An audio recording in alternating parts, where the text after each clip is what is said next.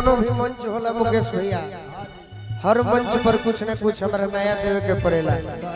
YouTuber भाई खाती अजे हमारा के सुने खाती आवेला वहाँ सब खाती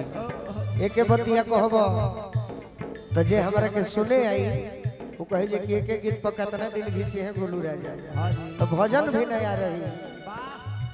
बुद्धि से तो भेंटना हमारा बाटे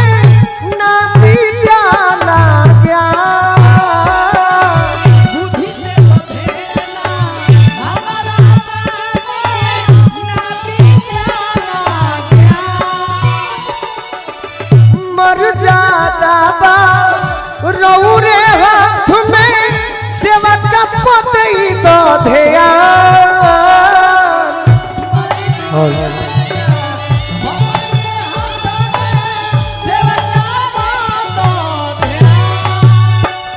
चरण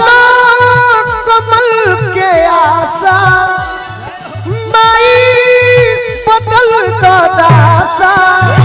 बेड़ा पार लाद माई बेड़ा पार लाद माई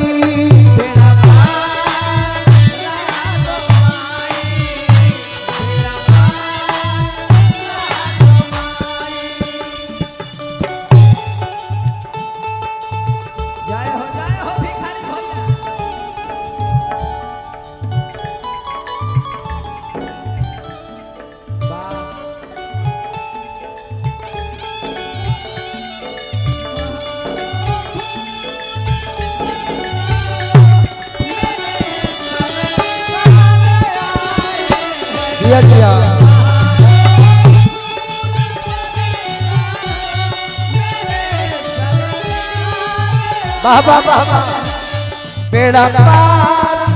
लादो माई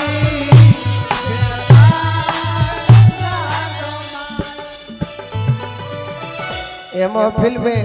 तो सब हमारे गार्जियन आई बनी, लेकिन एगो संगीत प्रेमी गार्जियन हमारे कमिंदर चाचा आई बनी। चाचा के बहुत बहुत स्वागत करो, बार बार प्रणाम करो। माई कैसन होई सूरय असुर के संत लंठ के सब पर रहुरा